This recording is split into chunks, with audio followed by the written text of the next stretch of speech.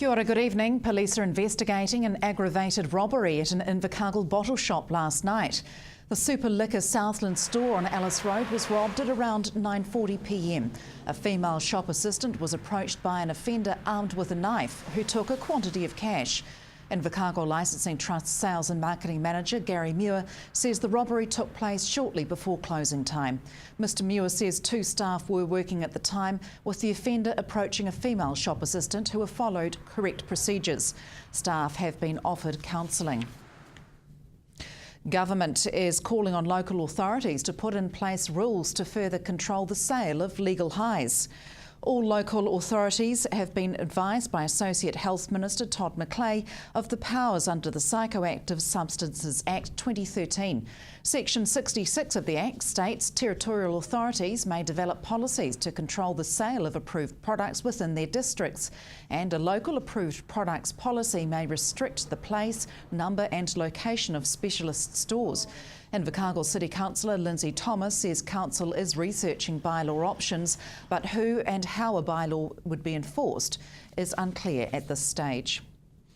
A summit was held to discuss the effects of 85 proposed job losses at Ag Research's Invermay Research Centre and the economies of Southland and Otago yesterday. Venture Southland Strategic Projects Manager Steve Canny says there's already too much demand on resources in the region's agricultural workforce, and Invermay is important.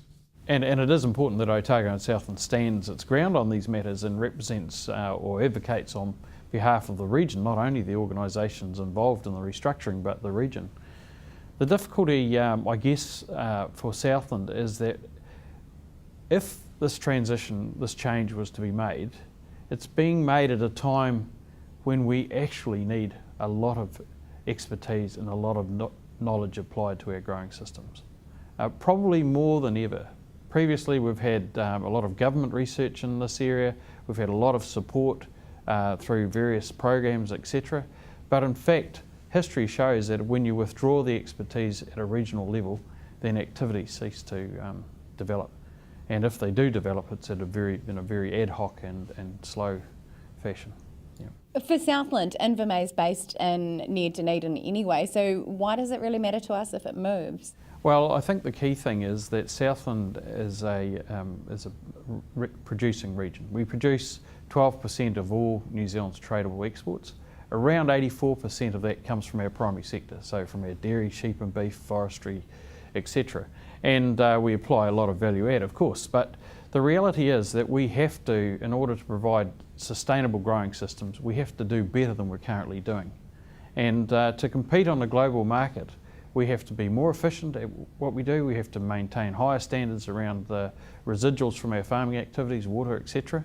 And internationally, the direct opposite to what we're seeing in New Zealand is actually happening.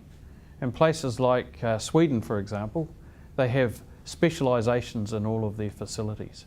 And the specialisation broadly relates to the key growing systems in that particular area. They work collaboratively and they use each other's resources, but in actual fact it's a well organised and well committed, a huge commitment made to growing systems and to our agricultural production generally. At a regional level for Southland and Otago, what would be the next steps now? Well, there was a desire yesterday for a paper to be presented and prepared, and certainly from a Southland perspective we were putting quite a lot of effort into that. And then there's a plan to present that paper to key ministers. So it's a critical factor for us, critically important. We use Invermay services in a whole range of different ways, and certainly from a regional perspective we wouldn't want to see that lost. Southern Institute of Technology students this morning marked Indian Independence Day. Around 40 staff and students attended Independence Day celebrations at the Institute's Invercargill campus this morning. In recognition of the occasion, the Indian flag was raised on SIT's flagpole and a rendition of the Indian national anthem was sung. Since 1998, more than 1,000 Indian students have studied at SIT and 85 are currently enrolled. As the second year celebrations have been extended to all SIT students and staff, International Marketing Manager Invermay Summit says the day is an important one. I think it's very important, from India to New Zealand, I think it's around 20 hours of flying time, thousands of kilometers away from the home. It's very important for all the students to, just feel like be at home, and but celebrating something like this, it feels really good at heart, and they feel like they are not missing one of the important days of the year. Like I said, it's very important for every Indian, and I believe maybe being on the one side of the world, by doing flag hoisting in the morning, we might be one of the first few places where we are doing the flag hoisting in the world.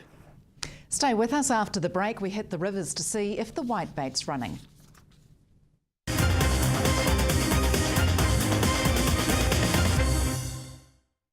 Welcome back. Whitebait season kicked off today, and those keen for a taste of the delicacy were up early, making the most of high tide, hopeful extreme weather conditions won't affect the season's catch.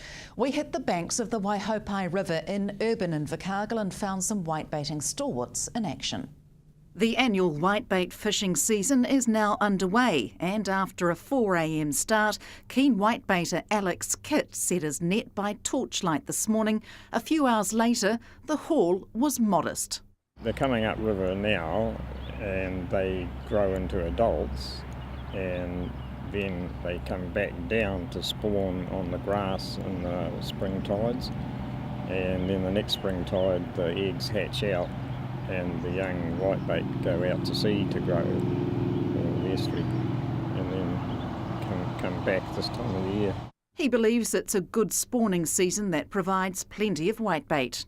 It's self-regulating, because if you catch too much, you have a poor season or two and people stop baiting, and then it builds up again, and if you have a good season, then everybody starts baiting again. The biggest cost for a whitebaiter is time, since there's no licence fee and setup is relatively simple.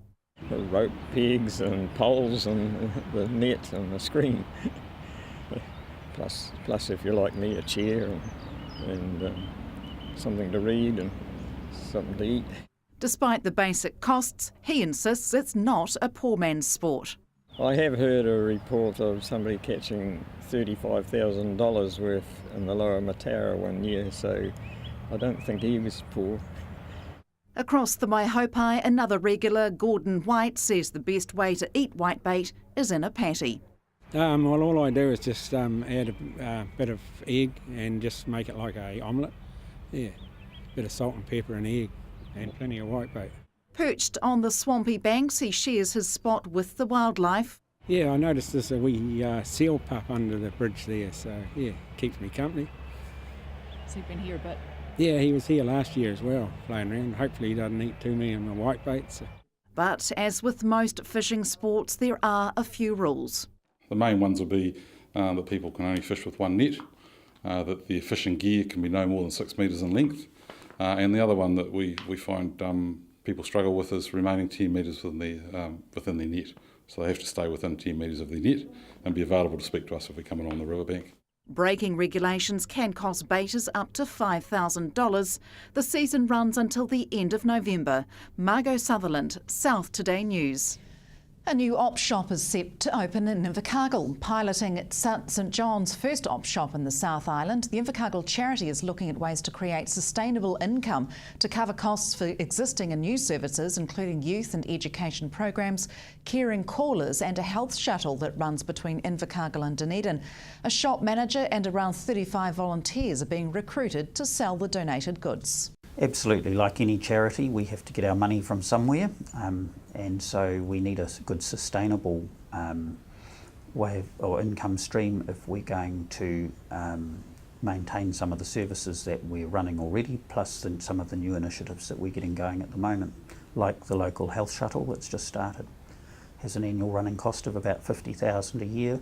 We've had some really generous donations from individuals and organisations. And we value those, but we need to keep that income stream going and raise the difference. So there's quite a few op shops run by charities in Southland and Invercargill. Do you think it's sustainable going forward? Yeah, the research that we've done suggests that yes, it is. That we sort of doesn't work in competition necessarily with others. Op shoppers will look around and move around, and we're going to be in a street where there's plenty of option for them to do that. So we're not out to squash competitors or anything, but out there to put our charity on the map and to make sure that the people of Invercargill have quality service from St John. And what sort of goods are you looking for? We're looking for a wide range of goods, furniture, clothing, kitchenware, crockery, toys, children's wear, all those sorts of things that you generally find, hardware, tools in an op shop. So if people have quality second-hand goods before the opening at the end of September, what's the best option for them? Well, we're going to have a working bee down there on Saturday the 30th of August between 10 in the morning and 2 p.m, and so people could bring stuff directly to the address in Yarrow Street. We're also going to look at setting up a roster of people to be there perhaps 3 days a week, but we've got to yet finalise that. But in the meantime, if people wanted to drop stuff off, they could ring the office here in Jed Street. The Beef and Lamb New Zealand Sheep Industry Awards were held in Invercargill last night at the Ascot Park Hotel. More than 300 people attended the event, which recognises the country's best performing sheep farmers. Breeders jostled for the top spot in sheep farming excellence, with categories that recognise innovation, training and contribution to the sheep industry. Results of genetics-based awards were calculated on ram breeders' performance using data across large-scale flock and genetic evaluation of more than 300 ram breeding flocks. Awards were also given for individuals and businesses nominated by a panel of sheep industry experts. And that's all from the news desk tonight. Coming up in sport, former English county cricketer Kevin Cooper reviews the 4th Ashes Test. Good night.